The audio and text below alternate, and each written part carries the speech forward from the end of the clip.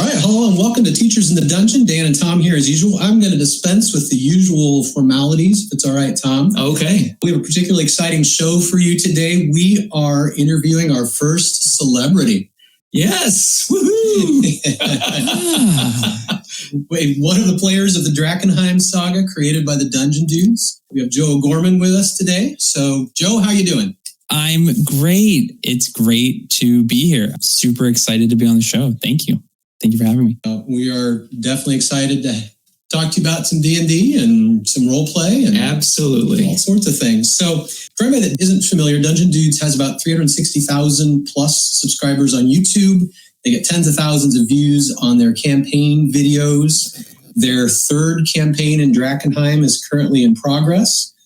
And Joe O'Gorman here runs both Pluto Jackson, the human battle master, and Wrath, this is the one area where I forgot to do my homework. Warlock or sorcerer? Warlock. Warlock of the Great Old One. Mm-hmm. With Bruce, the cat. Bruce is the real celebrity. Let's not overuse the. So we will get into all of those characters because you've created a wealth of fascinating material to dig into. But we wanted to start, just ask you how you got into Dungeons and Dragons in the first place. Well, great question. I'm gonna take you way back to, I think I was I was probably about 7 or 8 years old, and I was as little brothers do, following around my big brother. And my big brother had a friend named Evan, who also had a brother, Brad, and they were pretty close in age. And my brother and I were about 4 years apart. So, they were playing this D6 sort of whip it up. I cannot find this game. I tell you, I've scoured the universe to try to find this game that we used to play. And we would do it on camping trips. And it was such an easy game to pull out at a picnic table on an empty campground. We would just ride our bikes and find some place that hasn't been taken. And we would play this game. And it was a really quick character creation. You roll your stats. I don't even think there was maybe more than 3 or 4 stats, like your strength, your dex, and you pick some skills that you're into. And anyone could pick anything. It wasn't really too limited by the class architectures and stuff like that. It was you could have high strength and still do magic. You just might be bad at it. And it was such a blast. And then it evolved into Palladium. Have you, if you've ever played Palladium games? No. Huh. It's a D20 system, but it does things a little bit differently. They do I'm probably going to butcher it, and this is all off topic because this is all before Dungeons and Dragons. And then I got into the real one. But I had played all these other games and Rifts and all these other off RPG games. But the problem was that they were so with Rifts, it was all high fantasy futuristic, and there was 100 different classes and thousands of different species of characters and 5 different types of magic. And it was just so hard to get a friend into it because character creation would be a week-long process, and it was too hard to manage. So when I heard Monty and Kelly were playing this Sunday game, and Monty and Kelly and I, we all sort of worked together, and they were playing this Sunday game, and I was like, oh, count me in. I love RPGs. And that was where I really dove into D&D, the 5th edition, as we live and breathe it. Okay. So Kelly and Monty actually got you into, you were prepped for it, but they're the ones that actually got you into 5th edition? Yeah, absolutely. They were the ones that sort of pulled me in and showed me a much easier version of character creation. I think what really happened was they were playing a later campaign, and they had 1 or 2 people that were sort of not frequently, they had other things going on. And so they wanted to really rent out their table. And I was like, I'll be there every week. And so that got me some points. And I made a druid, and, and like the idea of playing like a high level character or like a medium level, I think it was like level 13 when I started, and it was so fun because you kind of like get all the bells and whistles, and so you really just like got to dive into playing D&D, and it was so easy to upscale it. That's what I loved. That's what really drew me into D&D 5e is the approachability. It just felt like so easy to just like get up and running with a character versus these other game systems that I did truly love, and I liked the universes that they created, but there was such an aspect of like gatekeeping with just math. There was so much math. And it was, your actions, like different characters had different amounts of actions. And so there were some characters that were just doing a million things, and other people that were like, I shoot my laser cannon. And so really big fan. Cool. So I'm really going to take things off the rails here for a second, because a few weeks ago, we usually ask a question of the week when we start things on the show. And something you said made me think about a recent question of the week. And it was, where is the most interesting or unique place you've ever played D&D? And it doesn't have to be D&D. In your case, it could be your role-playing games. You mentioned picnic tables at a campground. Is there any other place that would be like a totally unique that you played as a kid, or anywhere for that matter?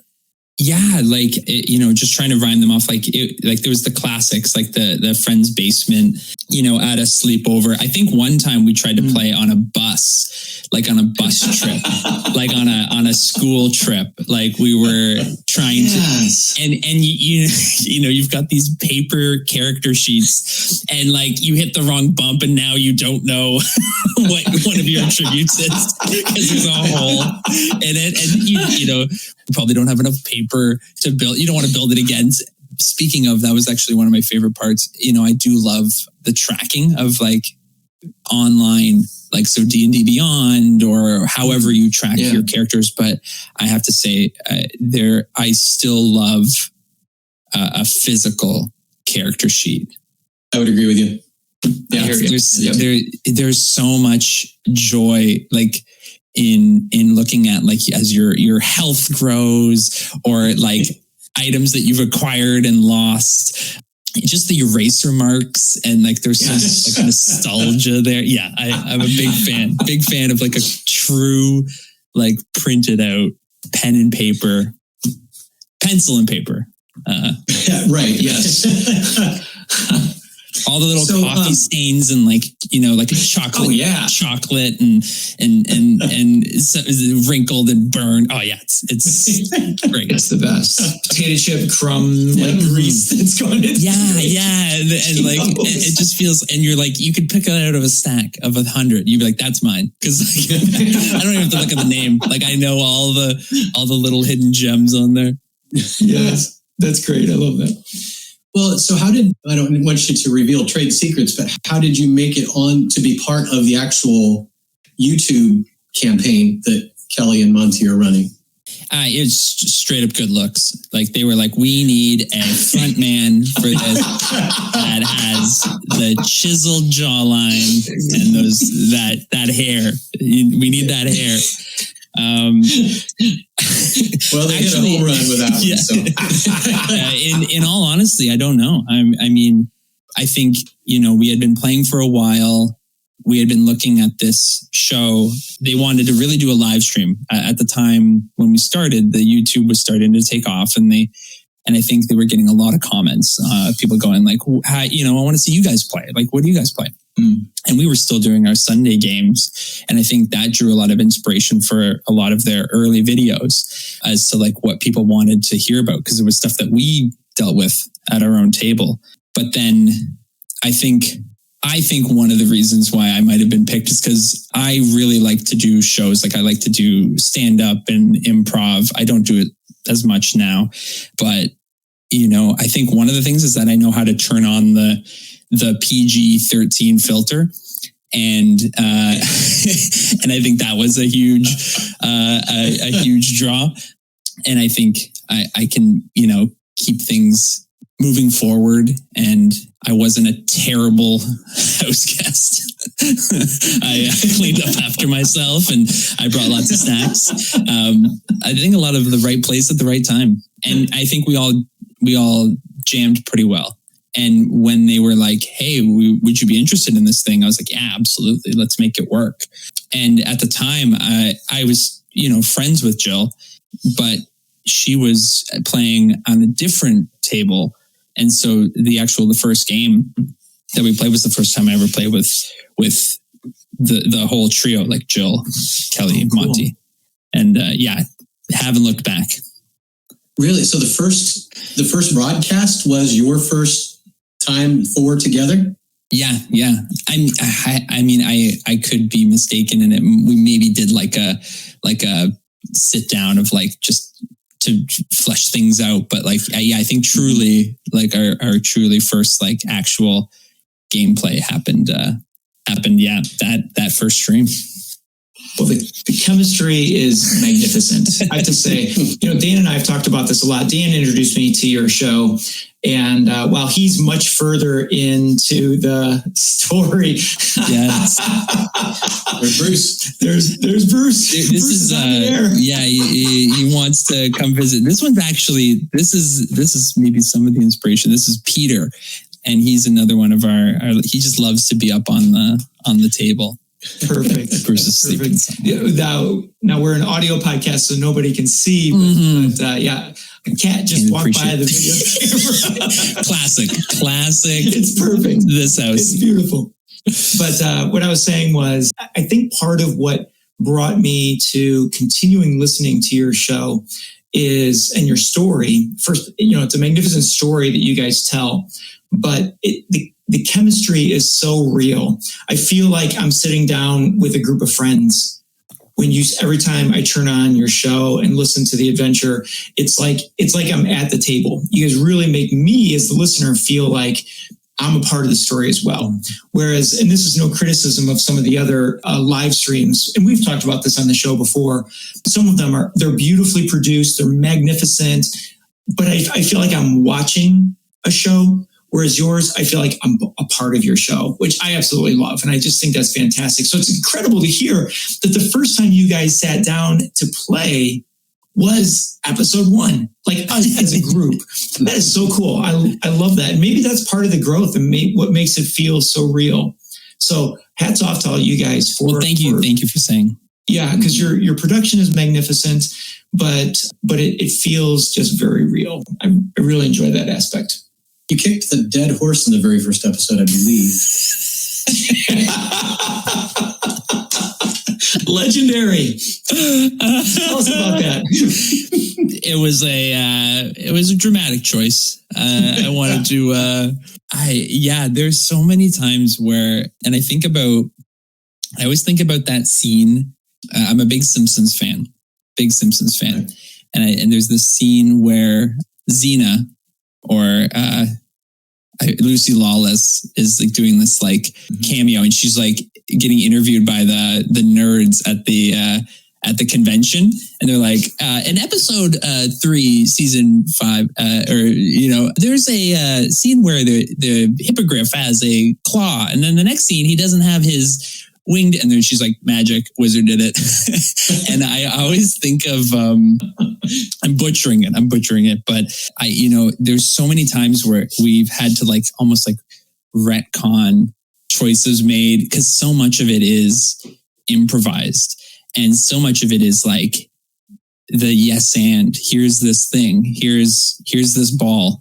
And, Kelly catches the ball, and then he throws it back, and then I catch it and I throw it to Jill, and then Jill runs with it and throws it to Monty. And I think a huge part of it is like this profound amount of respect for each other.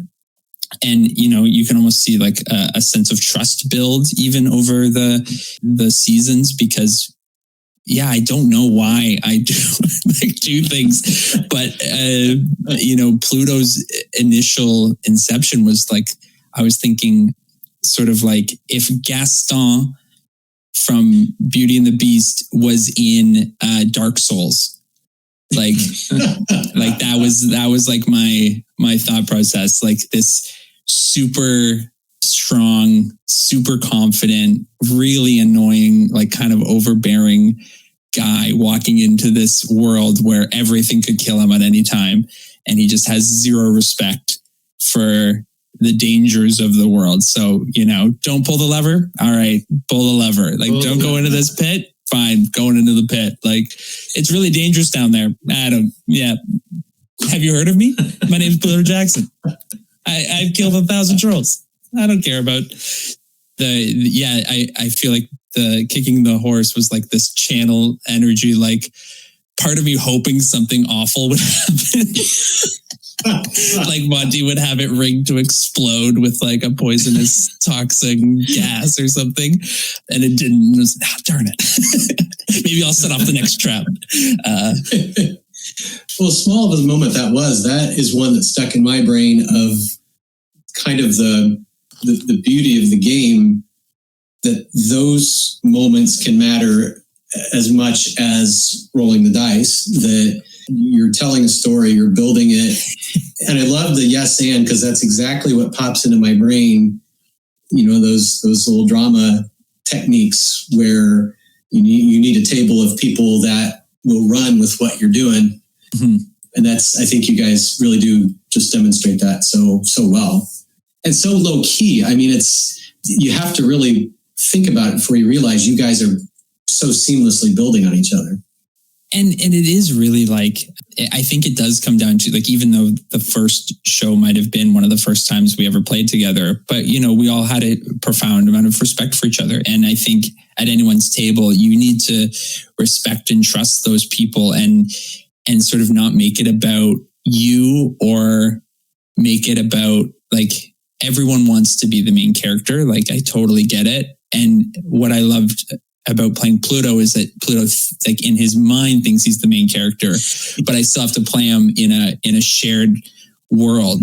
And that just created more interesting scenarios, interesting places where he gets caught and creates more drama, because I wasn't scared of him. Essentially, I wasn't scared of him dying. I wasn't too attached to any. I had a full, I probably had a backup character ready at any time, just to be like, what, if this happens, like, we just got to go with it. So with that said, I have to ask, in that original adventure with Pluto Jackson, were there any moments where you legitimately thought, this is it? The party is done? Because listening to it, there are a few of them, but I'm curious on your end, did you guys ever feel like, this is it? We're done? Scene 1, episode 1, falling into this rat's nest, just getting swarmed and having like prone at the bottom of a spike pit, just getting like mauled by rats. And I'm like, all right, this is what a great, good thing I didn't make too much art for this character.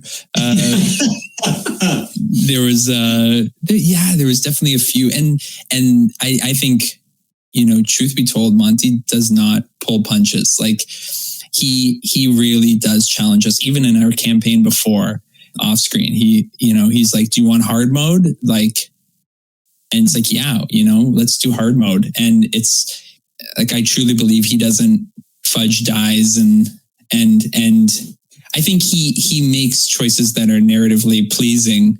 But like, if you do something that is obviously going to get your character killed, your character will perish. And I think that creates more reward with the risk.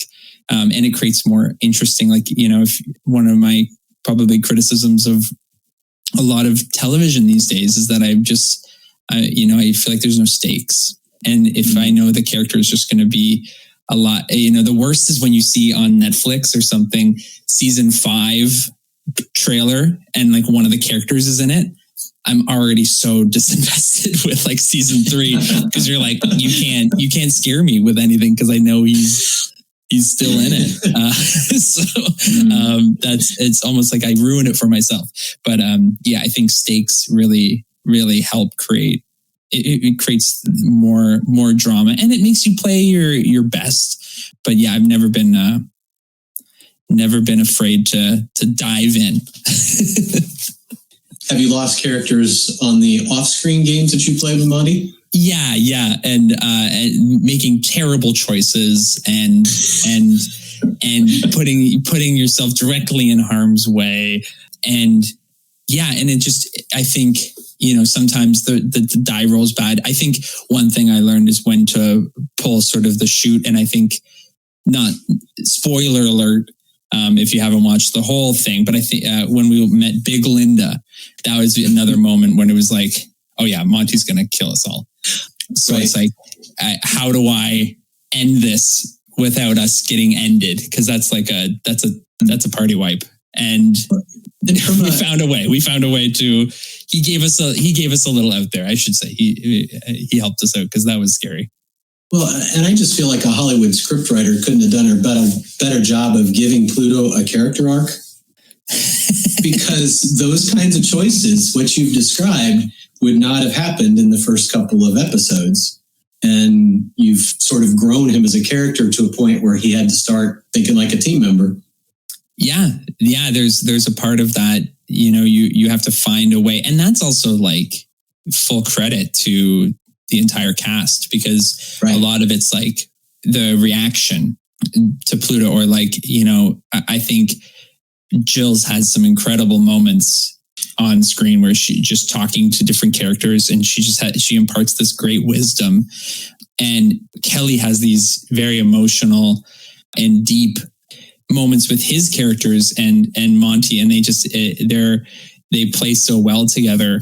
And so, you sort of try to rise to that occasion as well. And when Kelly comes to like the show and goes, I wrote 17 more pages of backstory for my character, you're like, I can't just be this one-dimensional thing. Like, I need to have this character grow and respect it as much as he does, and how much Jill does. Like Jill, she had so much great writing that she had done, and she worked on her characters and she works on her voices, and just like Monty does. Like, and Monty, oh my God, like just incredible amount. Like the professionalism and the dedication to it. It's just, so then you sort of rise up. And I think for me, what made me a better probably role player and better performer was just being around great performers. Like, you sort of rise up to their, surround yourself with great people and you'll be great. And I think I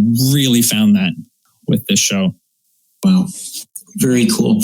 I think we're going to take a quick break here and we will be right back. We're talking to Joe O'Gorman of the Dungeon Dudes. I'm Tom with Dan Ream. We will be right back here on Teachers in the Dungeon. And we are back, Teachers in the Dungeon. I'm Tom with Dan. We're talking to Joe O'Gorman of the Dungeon Dudes, Delver of Drakkenheim. Pluto. I kind of want you to say Pluto Jackson. Pluto Jackson. Excellent. I love it. I know, I don't know if this is where you're headed, Dan, but I know at some point I want to talk about the challenges of playing both of your characters at the same time. Is this a good place for that? What I wanted to segue into, I think we need a little love for Wrath here. Oh yeah. So maybe you could tell us a little bit about your how you built Wrath as a character, and then we were curious to we definitely wanted to get to how those, you've had a couple of different episodes now where you've had to have your two characters interacting. Yes. In real time. Yes. Oh yeah, and I mean, not even close to what Monty, the Grand Dungeon Master can do.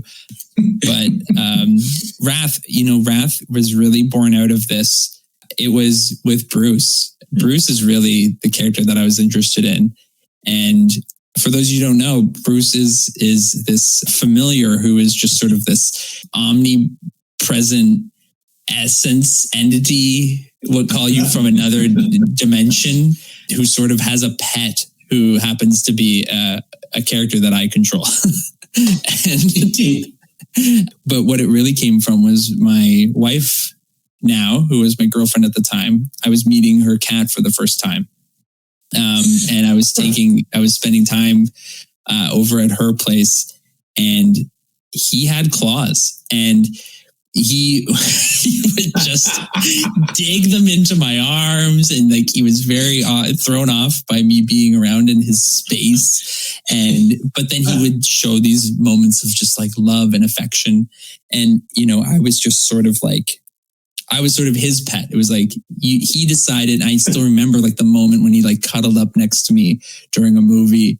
And I was like, oh, and she's like, don't touch him. You're gonna get like, don't even move. You're gonna just try to enjoy this fleeting moment. And I just thought how interesting it would be that the cat is really in charge, in this dynamic. The cat runs the show. And then I thought, looking at familiars being so present in D&D games, and I think after Sebastian had played with his familiars Crowley and what was the I already forget the dog's name. I'm blanking. We'll get that in post. We'll edit it in. The name of the creature in question is Reaper. And now back to our show.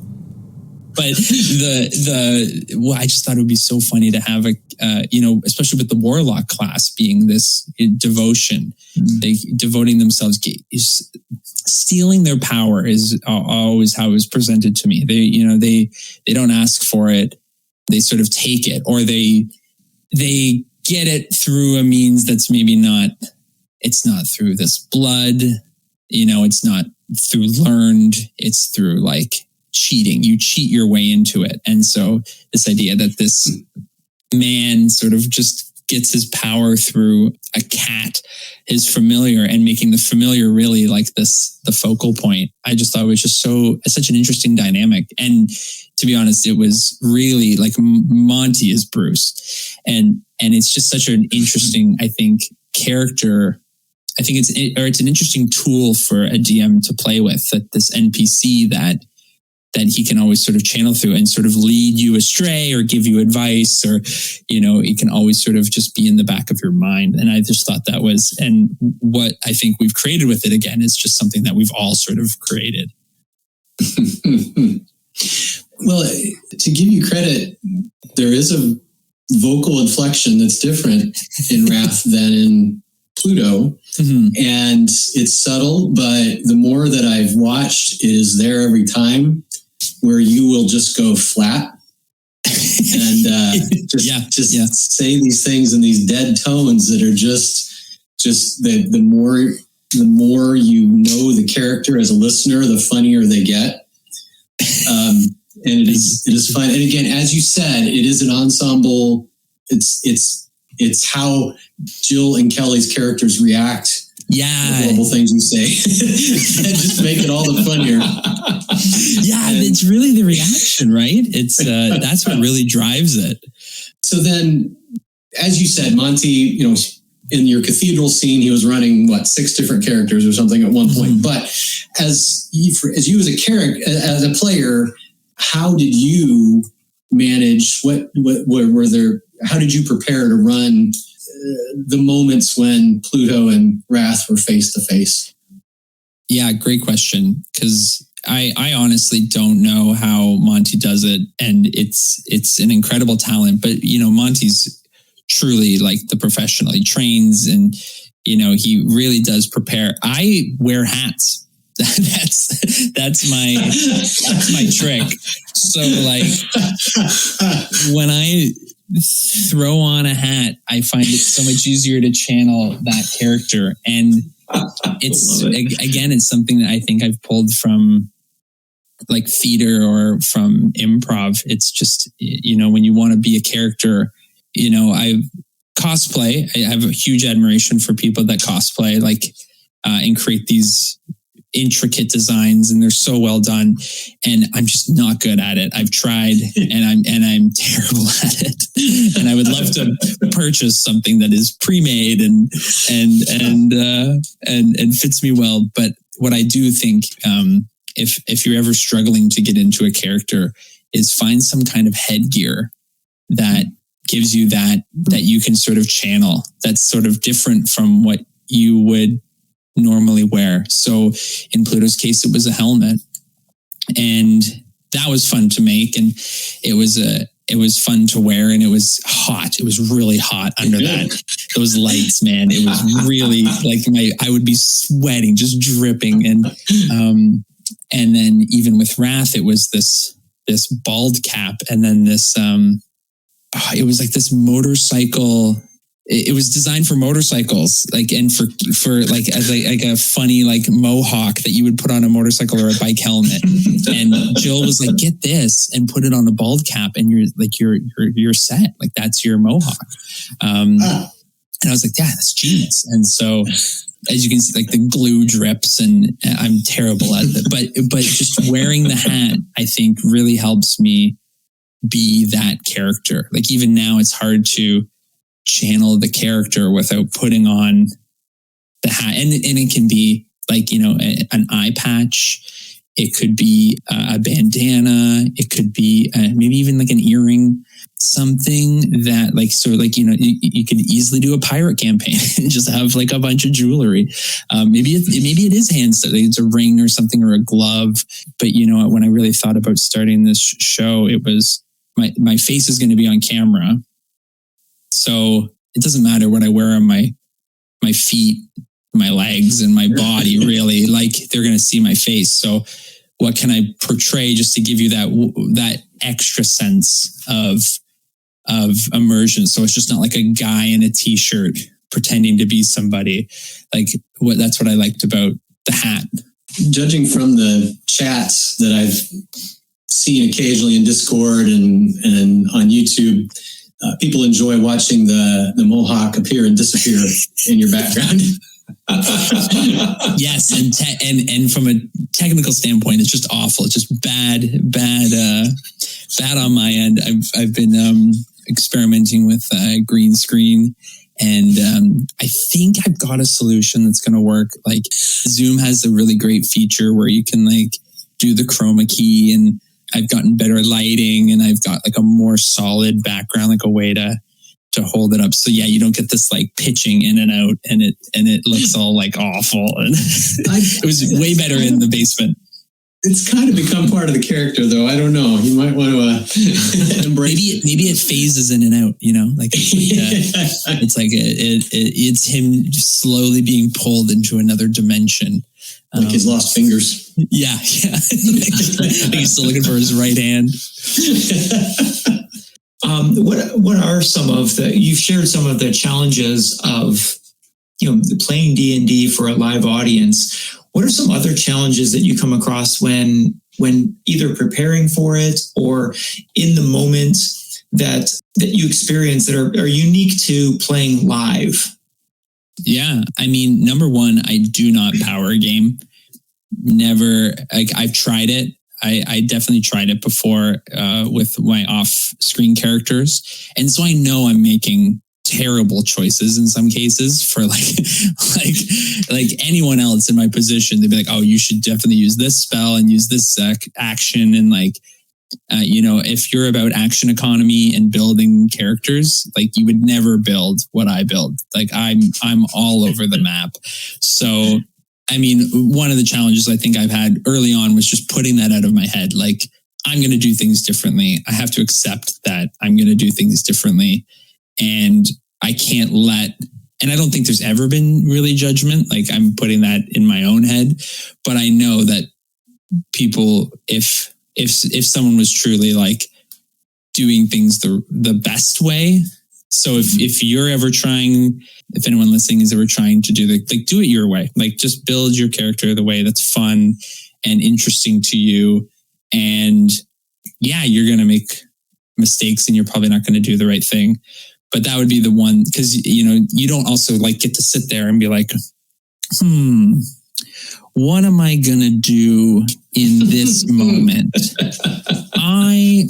Let me look at my character sheet. Like you have to sort of keep the flow going. You know, you have to do something, and you're also reacting in the moment. Like, you know, if you're at a larger table, you might have like 15, 20 minutes in a combat where you got some downtime and you can maybe like look it over and talk to your colleague or the person beside you and try to figure out what the best course of action is. But when we're live, we just try to like, let's do something like, let's keep things interesting. So that's the challenge. Yeah. Keeping things moving forward. And we've been caught before. I'm sure, as avid listeners, I know there's been dozens of times where there's just been lulls.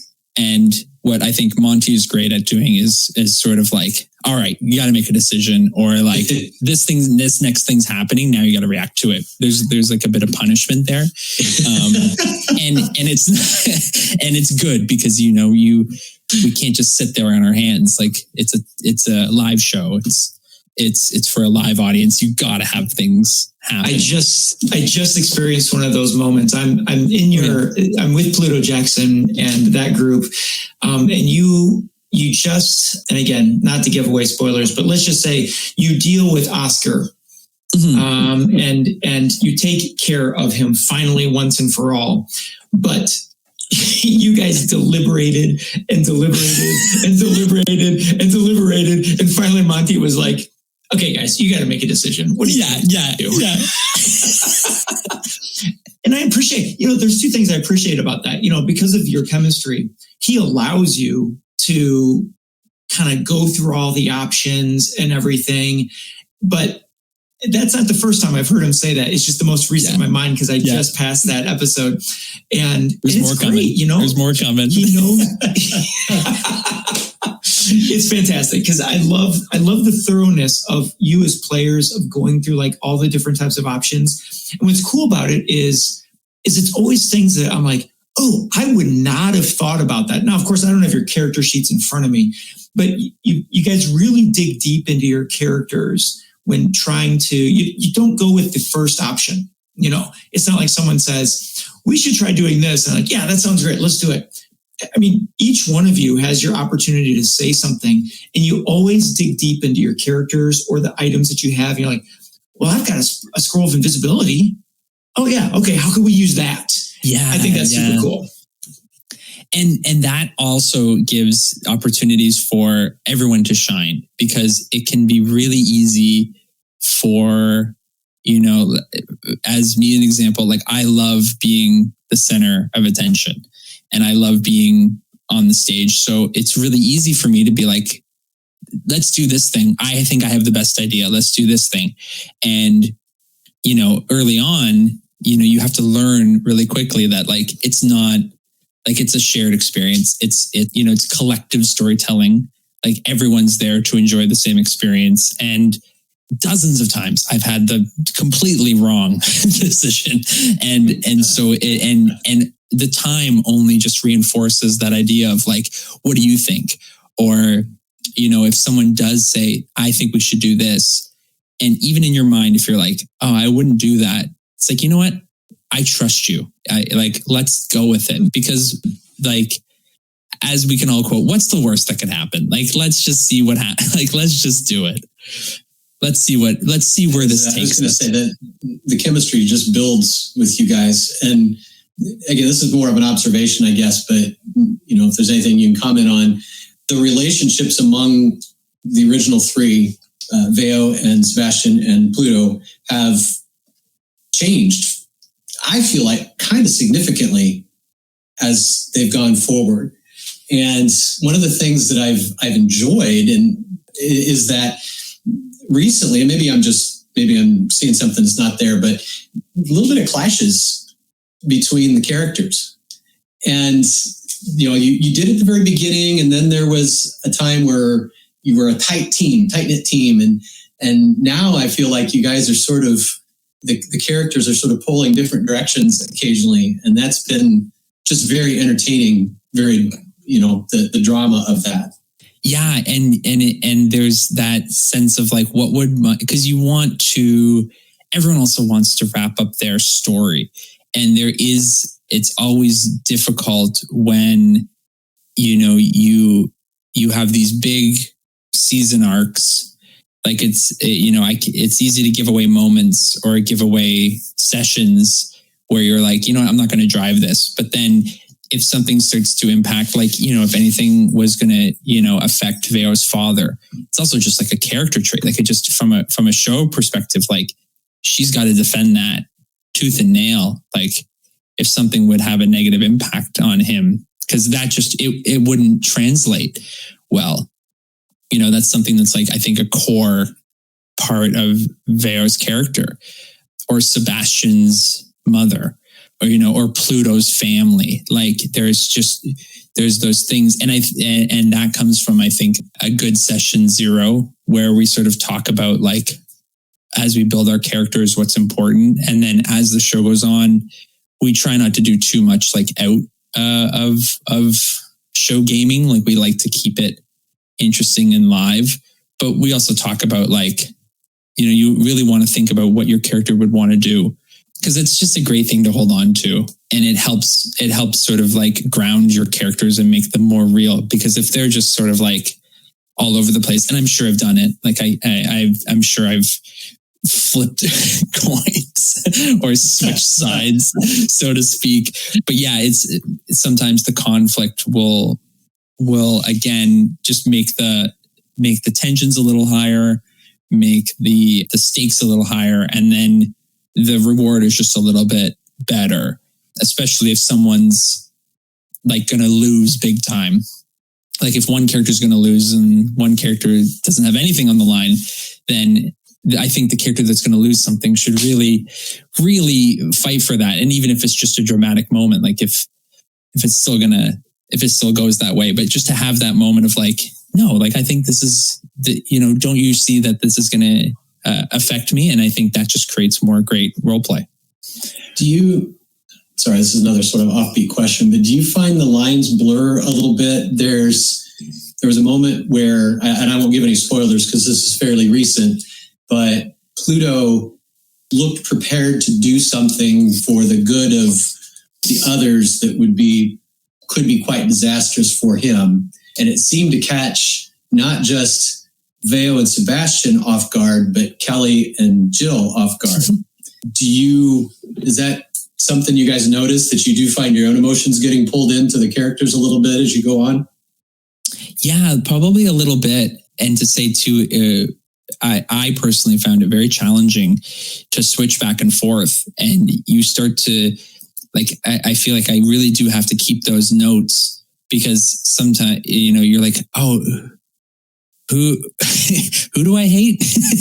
what faction do I not like right now?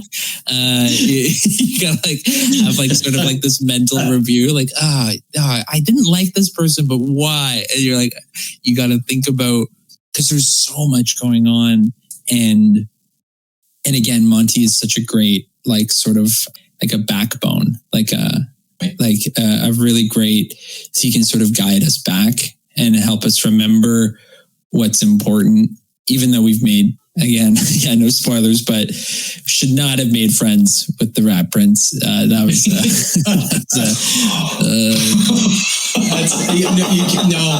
had to do that. That's such an iconic. But little things like, yeah, you sort of have to, and again, you take it seriously. At some points, like sometimes if I didn't take it seriously, you really get lost, and you're like, what does my character want? And I really want to take it seriously, because we have an amazing fan base, and people are really invested in these characters, and you want to make them do things that are real and do things that make sense for the character. And it's sort of, you can do a lot of work and then throw it all away with just like a very simple, like, I don't care about that thing anymore. And it's like, but you fought so strongly for it 2 episodes ago. So right. Yeah, it's always this like give and take. I guess I don't try to get too bogged down in it, because then I can really get in my head.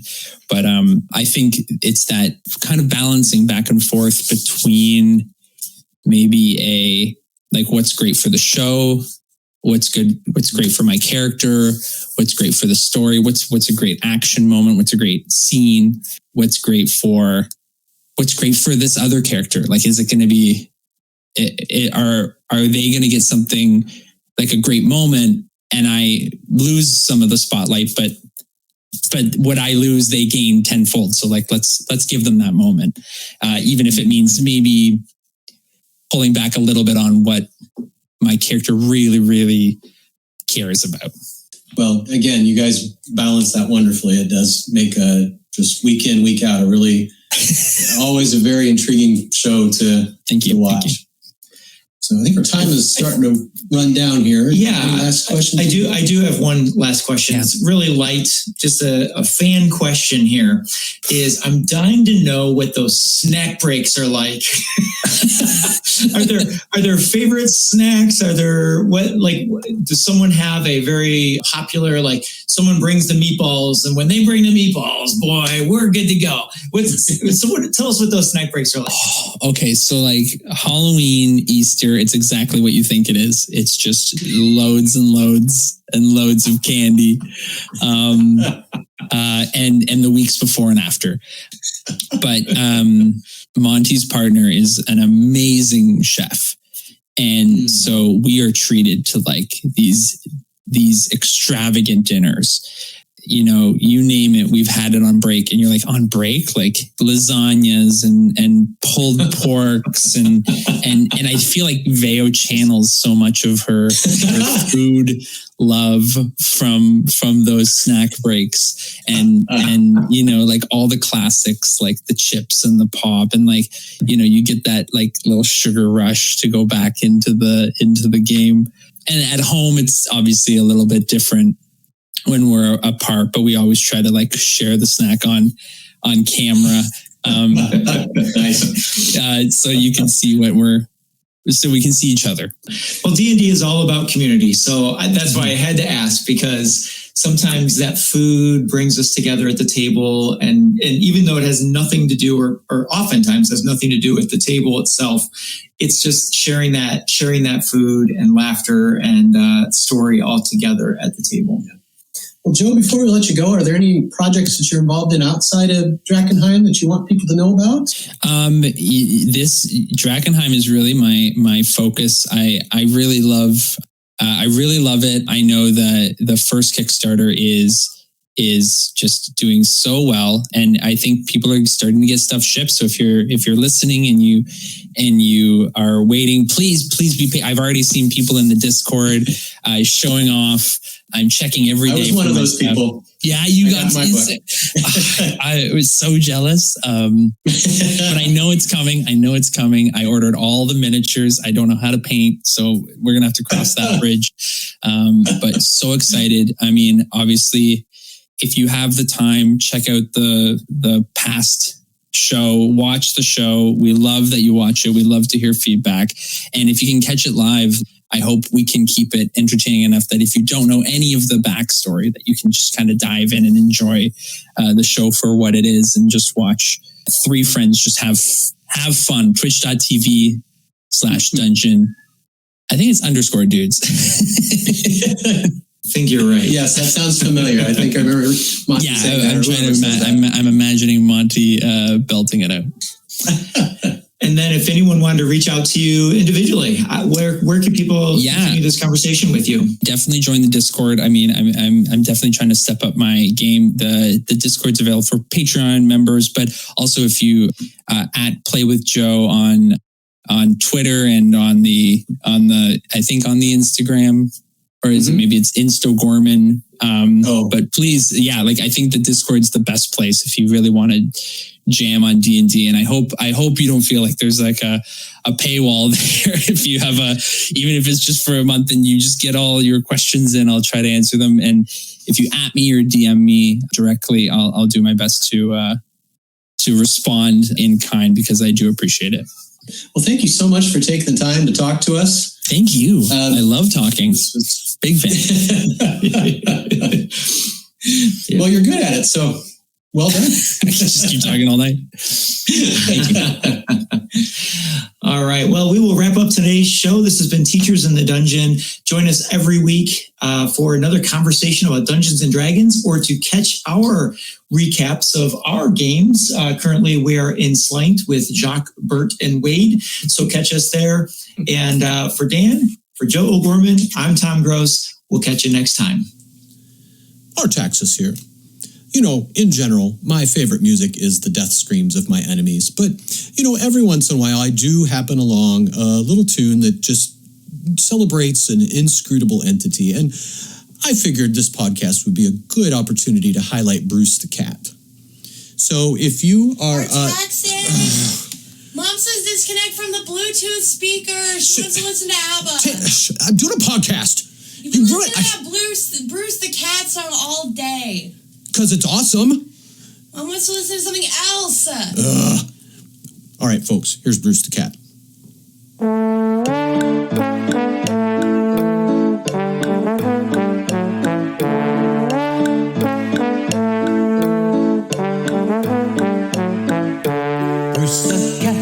Bruce the cat, everything evil better jump back.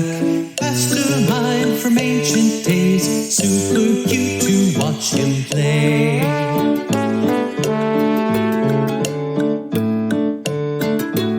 Where does he come from? Wait, there he goes, following clues with his little pink nose. Helping Wrath to fight some guys. Yes, I know, Bruce, they must die. Bruce the cat, everything evil better jump back. If you try to cuddle this guy, you'll end up with one last eye. Cats are demons at the best of times. Next level Bruce keeps his people in line.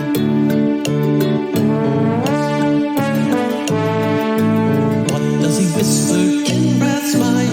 We don't know, but we're scared to find. Bruce the cat, master of the sneak attack. Mastermind from ancient days, super cute to watch him play.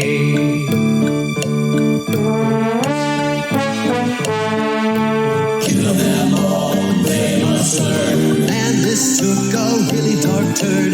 Come on, Bruce, what's with the Jew? Killing people, that's just rude. Eating puke, that's just his style. Saving room for brains mixed with the bomb.